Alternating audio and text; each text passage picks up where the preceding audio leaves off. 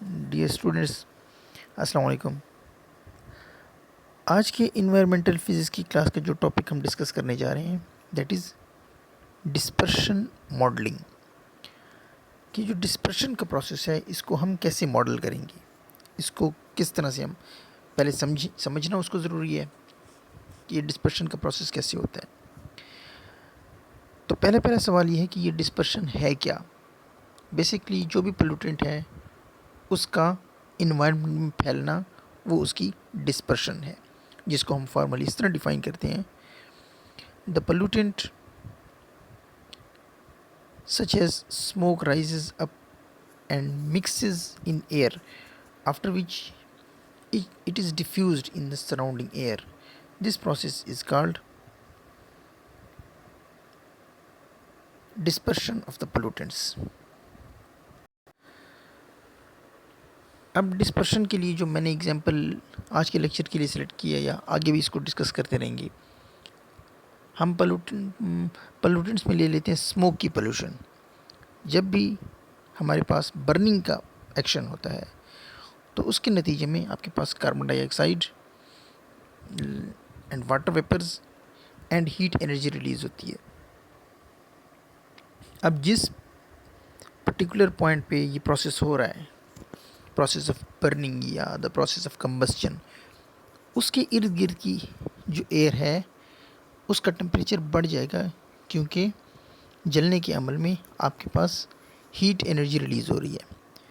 अब heat energy की वजह से जो एयर उस सराउंडिंग इलाके की है उस पर्टिकुलर पॉइंट की एयर गर्म हो जाएगी। टेम्परेचर ज़्यादा होगा तो उसके मॉलिक्यूल्स की मोशन बढ़ जाएगी। मॉलिक्यूल्स की मोशन के बढ़ने की वजह से उनके इंटर मॉलिक्यूलर डिस्टेंसेस बढ़ेंगे। इंटर मॉलिक्यूलर डिस्टेंसेस बढ़ने की वजह से उसका वॉल्यूम बढ़ जाएगा। जब वॉल्यूम बढ़ गया तो डेंसिटी उसकी कम हो गई।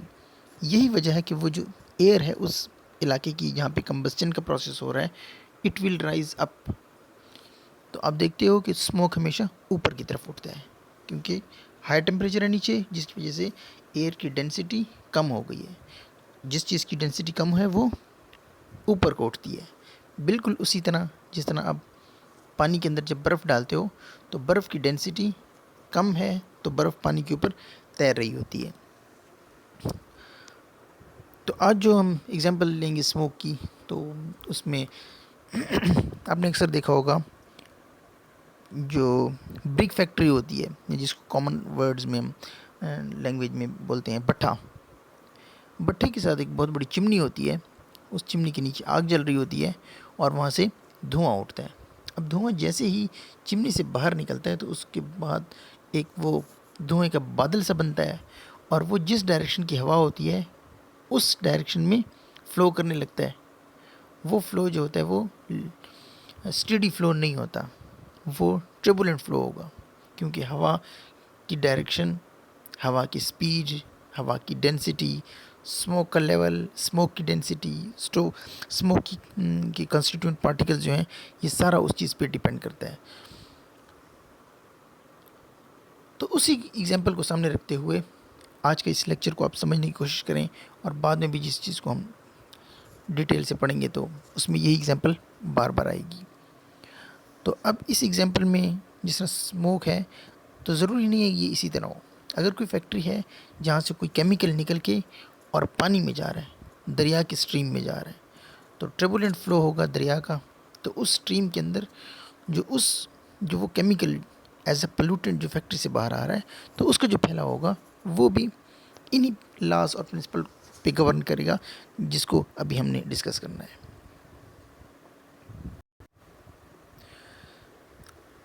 In this process, naturally, the concentration of the pollutant is not too high at a particular point. अब जो प्रोसेस की बात हो रही है, जो डिस्पर्शन का प्रोसेस है, जो कॉन्सेंट्रेशन ऑफ द पोल्यूटेंट्स होती है वो किसी भी पॉइंट पे ज़्यादा हाई नहीं रहती, क्योंकि नेचर का एक असूल है कि वो बैलेंस की तरफ जाता है। किसी एक पर्टिकुलर एरिया में अगर स्मोक बहुत ज़्यादा हो गया तो वो स्मोक, अल्लाह ने एक ऐसा असूल बनाया है, नेचर ऐसा काम करता है कि वो डिस्पर्स होगा, वो एक जगह से फैलेगा, ताकि उसकी जो कॉन्सेंट्रेशन है, जो क्वांटिटी है, जो डेंसिटी है स्मोक की या किसी भी पोल्यूटेंट की, वो फैल जाए उस पर्टिकुलर एरिया में, ज़्यादा मसला ना हो उसके लिए। अब हमें जो मेन काम करना है, we use the laws of physics to understand the pattern of dispersion. अब हमने लॉज ऑफ फिज़िक्स को यूज़ करते हुए पैटर्न ऑफ डिस्पर्शन को समझना है कि ये किस असूल के तहत जो पोल्यूटेंट है वो डिस्पर्स होगा, या जैसे ही वो चिमनी से धुआं बाहर आ रहा है तो वो धुआं आगे किस तरह ट्रेवल करेगा, किस रास्ते पे जाएगा। Once understood the dispersion pattern, अब एक मरतबा हमें पता चल गया कि डिस्पर्शन पैटर्न क्या है, यानी कि धुआं नेचुरली कैसे फ्लो करता है, उसकी कौन कौन से फैक्टर्स पे डिपेंड करता है, we can use the knowledge to control and manipulate the process.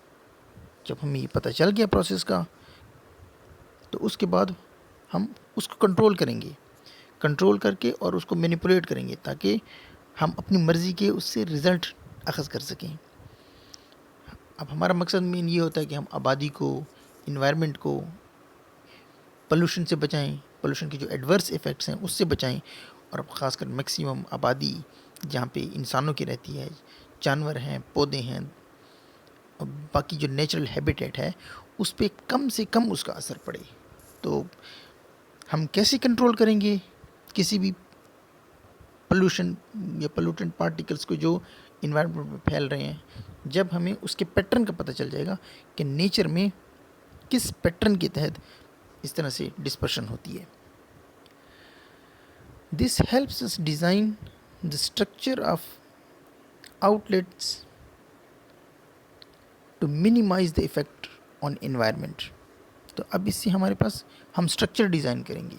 अब जो चिमनीज़ होती हैं उनका स्ट्रक्चर कैसे डिज़ाइन करें, उसको किस हाइट पे रखें, वो जो पाइप लगा होता है वो कितना बड़ा हो, कितना छोटा हो, ताकि हमारे इन्वायरमेंट में उसकी कम से कम एडवर्स इफ़ेक्ट हो। We will be interested in three major processes involved in the dispersion।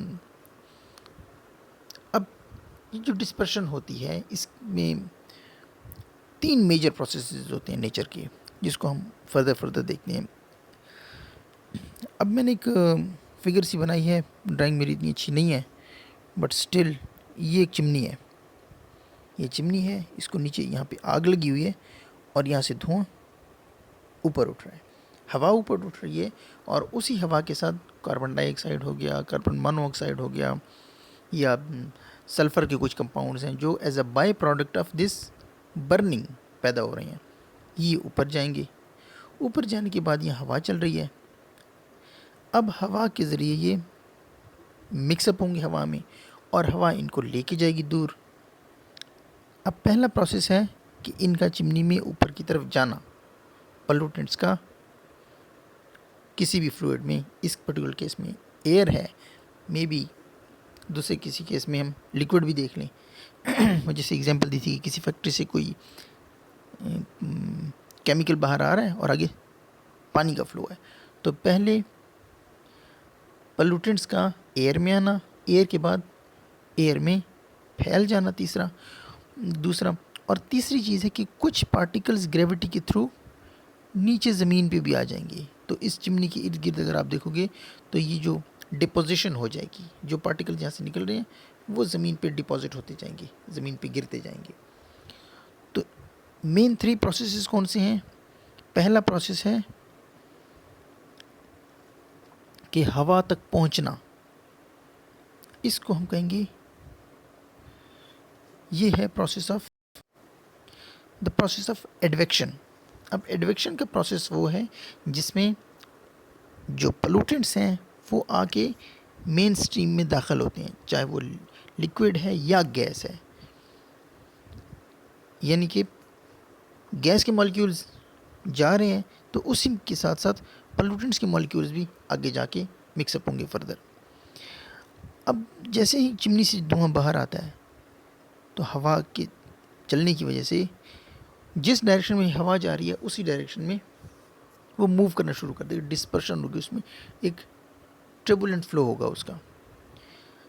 इसको हम कहेंगे this is the process of diffusion. Diffusion क्यों? क्योंकि जैसे ही धुआं यहाँ से निकलता है तो इस पर्टिकुलर एरिया में आप लोग ये ऑब्ज़र्व करोगे कि ये जो एरिया आया है, ये एरिया, यहाँ Aahista Aahista concentration of the pollutants बढ़ती जाएगी, और एक ऐसा वक्त है कि जब यहाँ पे कॉन्सेंट्रेशन बहुत ज़्यादा हो जाएगी। कॉन्सेंट्रेशन ज़्यादा है तो इसका मतलब number of particles of the pollutant in unit volume वो ज़्यादा है, इसका मतलब डेंसिटी ज़्यादा है। और दूसरे लफ्ज़ों में हम ये भी कहते हैं कि ये पार्टिकल्स आपस में एक दूसरे के साथ टकराएंगे, फोर्स लगाएंगे एक दूसरे पे, तो यहाँ पे प्रेशर बढ़ जाएगा। तो ज़्यादा प्रेशर से कम प्रेशर की तरफ ये धुआं फैलेगा। अब एक ऐसा दिन जिस वक्त हवा नहीं चल रही तो ये धुआं चारों डायरेक्शन में इक्वली फैलेगा, लेकिन अमूमन ऐसा कम ही होता है। एयर की फ़्लो चाहे उसकी स्पीड बहुत कम ही क्यों ना हो, लेकिन किसी ख़ास डायरेक्शन में हो रही होती है, जिसकी वजह से जिस डायरेक्शन में एयर फ्लो कर रही है तो ये भी एडविक्शन के थ्रू उस तरफ जाने लग जाएगा। और तीसरा प्रोसेस, जब ग्रेविटी इन पार्टिकल्स को नीचे की तरफ अट्रैक्ट करेगी तो ये पार्टिकल नीचे आएंगे, ज़मीन पे, पौधों के ऊपर, बिल्डिंग्स के ऊपर ये डिपॉजिट हो जाएंगे। तो अब ये 3 प्रोसेस देख लिए। नंबर 1, एडविक्शन। एडविक्शन का वो प्रोसेस होता है जिसमें मॉलिक्यूल्स मीडियम के मॉलिक्यूल्स के साथ साथ बह के जाते हैं, ट्रांसपोर्ट होते हैं एक जगह से दूसरी जगह। ये है द प्रोसेस ऑफ एडविक्शन। इसकी डेफिनेशन भी मैं बता रहा हूँ आपको। इसके बाद डिफ्यूजन, इसको हमने अच्छी तरह कवर किया हुआ पहले भी। डेंसिटी ग्रेडियंट की वजह से, कॉन्सेंट्रेशन ग्रेडियंट की वजह से एक जगह से दूसरी जगह, from higher pressure to lower pressure, from higher density to lower density, from higher concentration to lower concentration, किसी भी चीज़ के पार्टिकल्स का मूव होना वो होगा आपके पास डिफ्यूजन। और तीसरा है डिपोजिशन।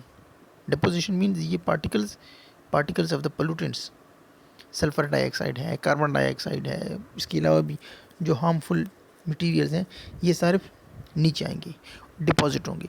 अब डिपोजिशन जो है बेसिकली ये वो प्रोसेस होता है जिसमें कोई भी चीज़ डायरेक्टली गैस से सॉलिड बन जाए। तो इसको आगे हम एक्सप्लेन करते हैं। अब the process of advection. Adviction is that process in which transport takes place. Adviction is the transport of substance by bulk motion of fluid. Pollutants mix हो गए मीडियम में। अब मीडियम का पार्टिकल क्योंकि फ्लो कर रहा है, मीडियम के पार्टिकल की फ्लो की वजह से उसके साथ साथ ये जो पोल्यूटेंट हैं, जो पार्टिकल्स ऑफ दी पोल्यूशन हैं, वो भी साथ साथ मूव करना शुरू कर देंगे।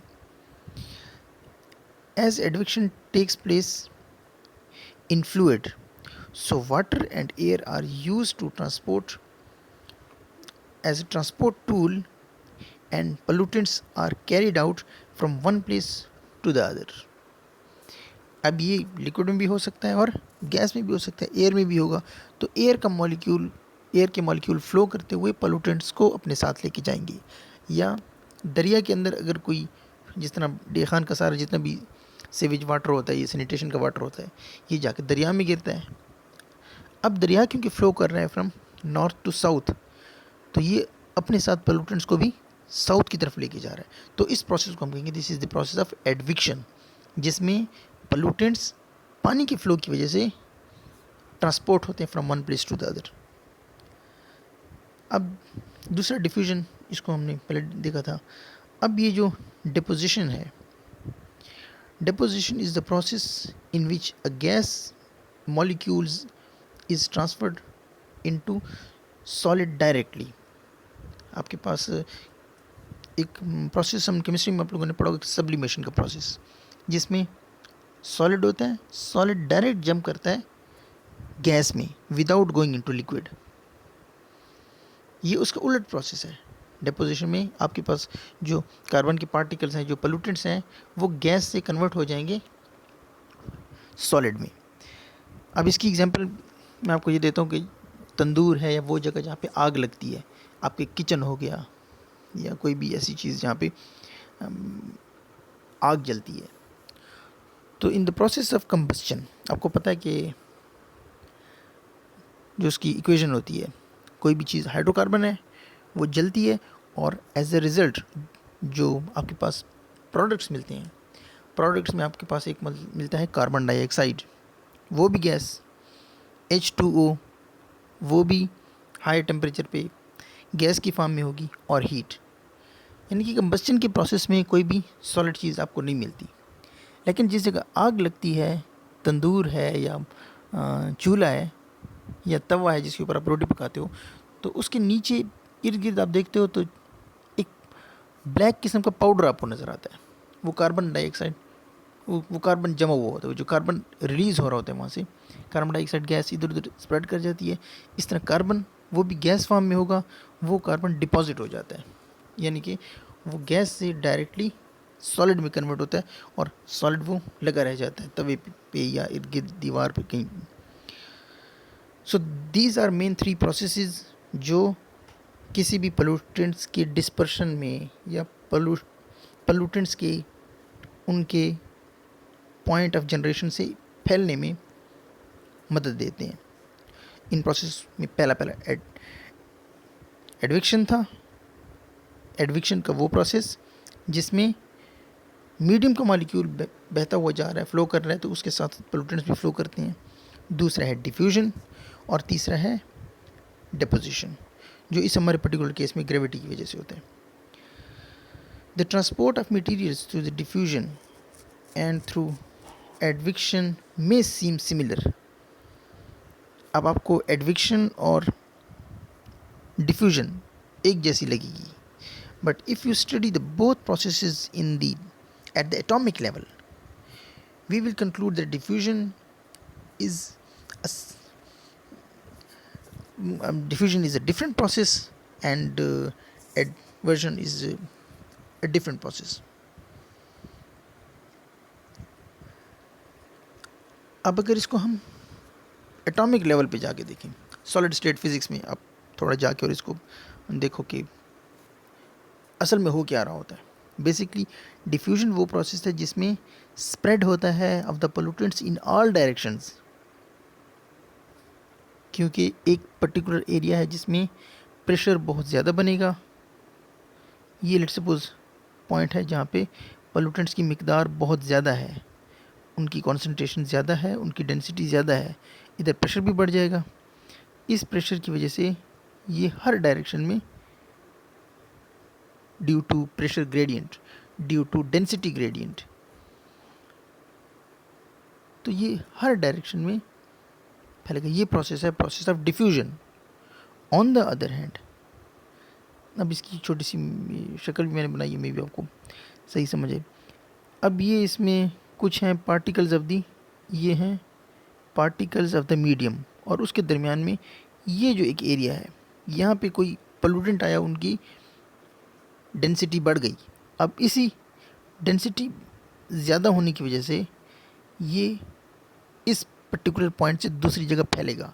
जस्ट लाइक इस तरह समझिए कि ये मॉलिक्यूल्स ऑफ लिक्विड है, पानी के मॉलिक्यूल्स है, और पानी के मॉलिक्यूल्स के अंदर आपने यहाँ पे इंक डाली है, तो ये इंक का जो कतरा है, इस क्योंकि जिस पॉइंट पे इंक मौजूद है उधर प्रेशर ज़्यादा है, इर्द गिर्द प्रेशर कम है, तो प्रेशर ग्रेडियंट की वजह से इंक आहिस्ता आहिस्ता पूरे बॉडी ऑफ द लिक्विड में फैल जाएगी। तो ये प्रोसेस हो जाएगा diffusion.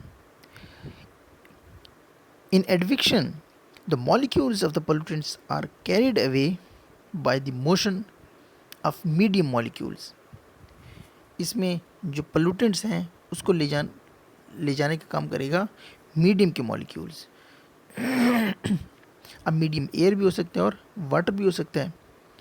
The pollutants are carried away just like a boat, जिस तरह पानी के अंदर कश्ती जा रही होती है। अगर कश्ती बिल्कुल वो उसका कोई इंजन ना हो या उसमें कोई चप्पू वगैरह ना हो, तो कश्ती बिल्कुल उसी तरह जाएगी जिस तरह लिक्विड जा रहा है, जिस तरफ दरिया जा रहा है। तो ये बन गया process of advection. Now here is a figure in which let me explain to you कि ये प्रोसेस होता कैसे है. Now it's geometry. अब इसमें हमारे पास एक ये जो मेन पॉइंट है, दिस पर्टिकुलर थिंग, ये है एक चिमनी. ये एक वो चिमनी है जहाँ से कोई भी पोल्यूटेंट है, धुआं है, वो बाहर आता है. अब विंड की डायरेक्शन ये है, इस डायरेक्शन में विंड चल रही है. एक है जेड डायरेक्शन, उसकी हाइट. और अच्छा, अब एक्स वाई जी को देख लें. ये वाई बन गया, ये डायरेक्शन है वाई की, ये डायरेक्शन है एक्स की, ये डायरेक्शन बन गई जेड की. जेड की डायरेक्शन में यहाँ पे उसकी हाइट है. जो धुआं निकलेगा, जो पोल्यूटेंट खारिज होंगे, वो ऊपर भी जाएगा. अब विंड की direction let's suppose x direction में है, तो वो एक्स डायरेक्शन में भी मूव करेगा.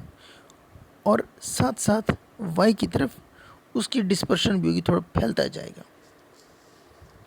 तो अब दोबारा से इसको देख लो. ये है वो चिमनी जहाँ से चिमनी की हाइट है एच, स्मॉल एच. अब कैपिटल एच वो पर्टिकुलर पॉइंट है जहाँ तक मैक्सिमम आपका धुआं या पोल्यूटेंट जा रहा है. जैसे ही ऊपर जाएगा, ये ये प्ल्यूम बना लेगा. प्ल्यूम का मतलब वो जो धुएं का एक बादल सा होता है जो बह रहा होता है, वो बेसिकली प्ल्यूम है.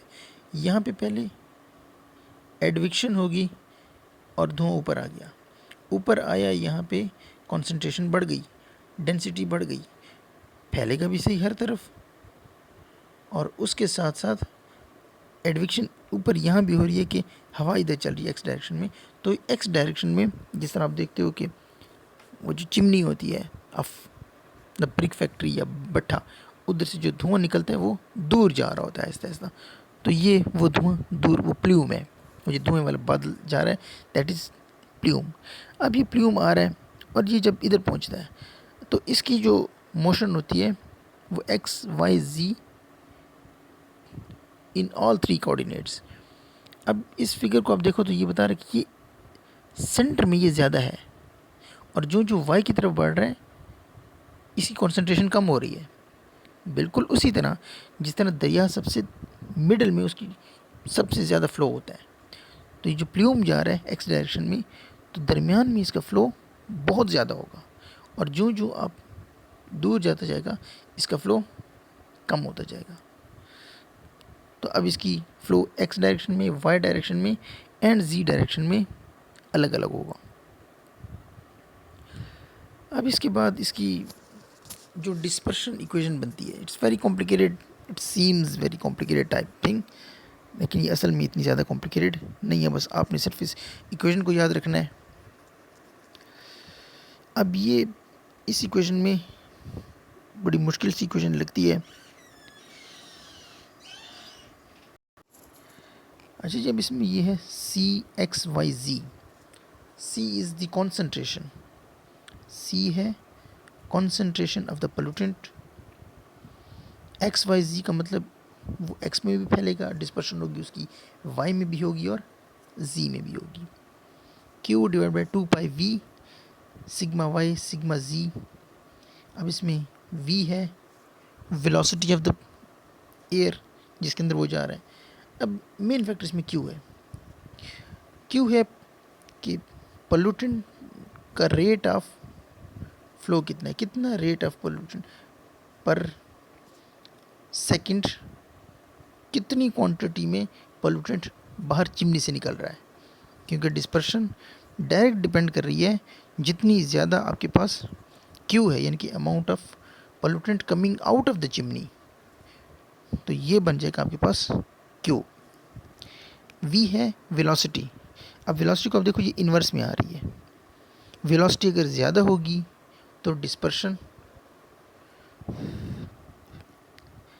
कम होगी, वो एक ही डायरेक्शन में ज़्यादा दूर तक जाएगा, वो फैला उसका कम हो जाएगा. सिमिलरली ये सिग्मा वाई एंड सिग्मा जी जो है, इसके बारे में ये नीचे मैं बताता हूँ आपको. अब इसमें एक्सपोनेंशियल कुछ फॉर्म्स हैं. ये एक्सपोनेंट, ये भी एक्सपोनेंट, ये भी ई पावर दिस। अब इसमें ये वाला जो फैक्टर है ये कांस्टेंट आ गया, ये कांस्टेंट। अब ये वाला factor dispersion with ground and dispersion without ground. अब आपको अच्छी तरह पता है कि जब दरिया बह रहा होता है तो दरिया का फ्लो किनारे पे और होता है और बिल्कुल डीप इन द मिडल कुछ और होता है। किनारे के साथ साथ पानी स्लो मूव कर रहा होता है क्योंकि उसमें यू कैन से कि उसमें फ्रिक्शन का एलिमेंट भी आ जाता है किनारे के साथ। किनारा क्योंकि रेस्ट में है तो वो लेयर जो बिल्कुल किनारे के साथ गुजर रही है उसको रेजिस्टेंस ज़्यादा होता है जिसकी वजह से उसकी वेलोसिटी कम होगी, और वो लेयर जो बिल्कुल दरमियान में है वो लेयर ज़्यादा तेज़ जाएगी। तो इसमें जो दो फैक्टर्स हैं, या डिस्पर्शन विद ग्राउंड, यानी कि अगर वो चिमनी के साथ साथ धुआं जा रहा है तो वो धुआं जो बिल्कुल ज़मीन के नज़दीक जा रहा है उसकी वेलोसिटी कम होगी, और जो ऊंचा जा रहा है हवा में जो ज़मीन से दूर है उसकी वेलोसिटी ज़्यादा होगी। डिस्पर्शन विदाउट ग्राउंड, अब इसमें ग्राउंड का एलिमेंट नहीं है, ये z+h है और ये z-h है, dispersion without ground.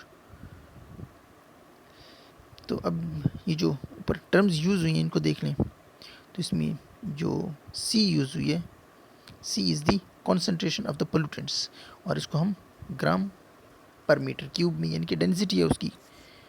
Q is the pollutant emission rate, ये आएगा ग्राम पर सेकंड, यानी कि कितनी ग्राम्स पर सेकंड पोल्यूटेंट चिमनी से बाहर जा रहे हैं। अब y है इसकी लॉन्गिट्यूडनल डिस्टेंस, फैलाव है उसका, z उसकी हाइट ऑफ द प्लूम में, h है हाइट ऑफ द स्टेक है चिमनी की, and v is the wind speed, and finally the sigma y sigma z जो हैं ये प्लूम की डेविएशंस हैं इन y and z direction. Standard deviation वो इस वाला फ़र्क होता है with how quantity is deviated from its mean से कितना डेविएट करती है, यानी कि एक एवरेज स्पीड है। ये क्यों आ रहा है, ये इस वजह से आ रहा है क्योंकि हमने ऊपर चेक किया यहाँ पे इस फिगर में कि बिल्कुल दरमियान में इसकी वेलोसिटी बढ़ेगी, और जो आप वाई डायरेक्शन में जाते जाओगे उसकी वेलोसिटी कम होगी। सिमिलरली जी डायरेक्शन में ऊपर और नीचे से भी उसकी वेलोसिटी चेंज हो रही है, और आगे पीछे जाने से वाई डायरेक्शन में एक चेंज हो रही है और दूसरा जेड डायरेक्शन में चेंज हो रही है। वेलोसिटी का फाई फैक्टर चेंज होगा और जेड फैक्टर चेंज होगा, और ये स्टैंडर्ड डेविएशन जो होती है, अब इसमें एक एवरेज स्पीड आ गई। अब बिल्कुल दरमियान वाली लेयर एवरेज स्पीड से तेज़ जाएगी, और वो लेयर जो यहाँ पे है वो एवरेज स्पीड से कम जाएगी। तो इसकी डेविएशन हर पॉइंट की डेविएशन फ्रॉम इट्स मीन वो बन जाएगी मीडियन, इसकी स्टैंडर्ड डेविएशन आ जाएगी। सो आज हमने ये जानने की कोशिश की कि किसी भी पोल्यूटेंट की डिस्पर्शन किस तरह होती है, एयर में कौन कौन से फैक्टर्स उसको इफ़ेक्ट करते हैं, एंड देन फाइनली हमने ये देखा कि किस तरह से हम उसकी इक्वेशन के थ्रू उसको समझ सकते हैं। So it was all there, that's all there is to it, and inshallah we will meet tomorrow in next lecture.